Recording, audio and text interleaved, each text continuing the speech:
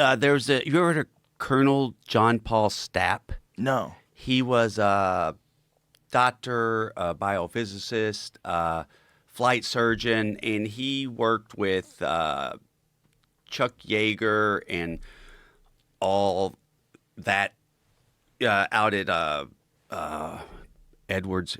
It's now Edwards Air Force Base, and they were conducting experiments on what happens to a pilot when they eject at high altitude.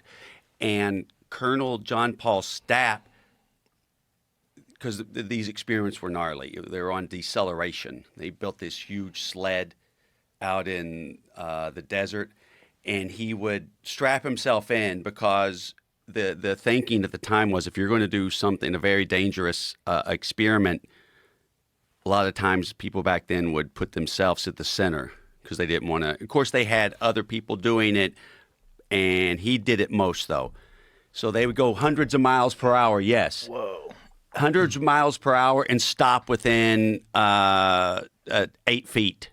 And at the time, I think they thought you could only experience maybe 18 Gs of deceleration. He at one time experienced 49 Gs of deceleration. I think it's the most ever that any human is. And he went blind for a little bit. And he knew that was going to happen because he'd had that happen before in these experiments. And the night before, the one where he got 49 Gs, experienced 49 Gs, he went around his house with his eyes closed and just trying to do things like cook. And if he did go blind forever, Jesus. He's one of the most. He at one time he was known as the fastest man alive. On that sled, he went faster than anyone at the time.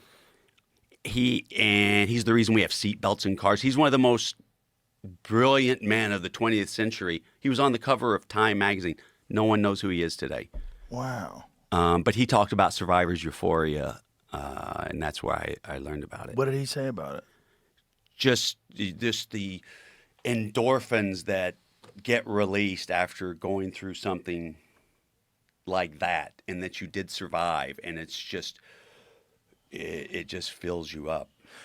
So he knew he was going to go blind, and he did it anyway. He knew that there was a high probability of going blind. And a possibility of being blind forever. Yes.